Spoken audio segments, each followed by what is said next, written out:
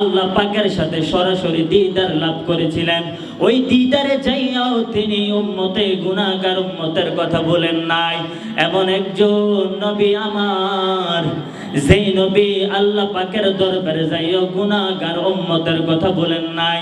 আমার আল্লাহ পাক উম্মতের জন্য আল্লাহর হাবিব সাল্লাল্লাহু আলাইহি সাল্লামকে 50 ওয়াক্ত নামাজ হাদিয়া দিয়ে দিলেন।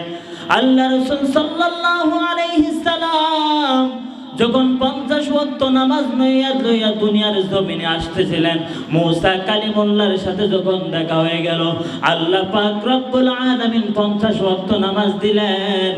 আল্লাহ রাসূলুল্লাহ সাল্লাল্লাহু আলাইহি সাল্লামকে মুসা কালিমুল্লাহ প্রশ্ন করে, ইয়া রাসূলুল্লাহ, ইয়া হাবিবাল্লাহ, ও দয়ার নবী, মায়ার নবীজি, আল্লাহ পাকের দাওয়াতে আপনি নবী একমাত্র, আল্লাহ পাকের দিদার লাভ করেছেন, আল্লাহ পাকের আরশ আজিমে আপনি একমাত্র গিয়েছেন।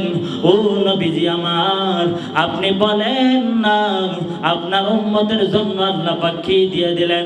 আল্লাহ পাক রব্বুল আলামিন উম্মতের জন্য 50 ওয়াক্ত নামাজ দিয়ে দিলেন।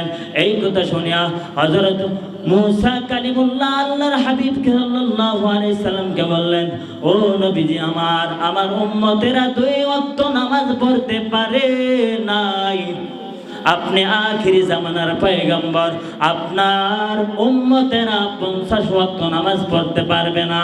আপনি যান আল্লাহ পাকের দরবারে, আল্লাহ পাকের দরবারে গিয়ে আরো কিছু কমায় আনেন।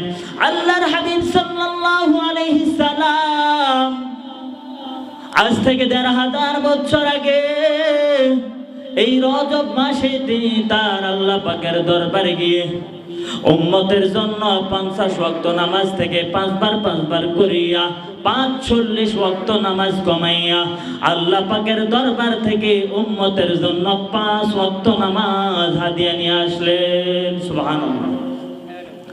আল্লাহ পাক রব্বুল আলামিন যখন এই 5 ওয়াক্ত নামাজ হাদিয়া দিলেন, আল্লাহর হাবিব সাল্লাল্লাহু আলাইহি সাল্লাম একটু মনের মধ্যে ব্যথা লইয়া দুনিয়ার জমিনে আসলেন। আমার উম্মতকে 50 ওয়াক্ত নামাজ আল্লাহ পাক হাদিয়া দিলেন। এই 50 ওয়াক্ত নামাজ যদি আমার উম্মতেরা পড়তো, তাহলে তারা কত আমল গুলাই করত, কত সওয়াবের অধিকারী হইতো। আল্লাহ পাক রব্বুল আলামিন তার হাবিব নূরে মুজাসসাম রাহমাতুল লিল আলামিনের ব্যথাগুলো আল্লাহ পাক শুনলেন। জিবরাইল আলাইহিস সালামকে বলল, রে জিবরাইল, যাইয়া আমার বন্ধুকে বলিয়া দাও আমার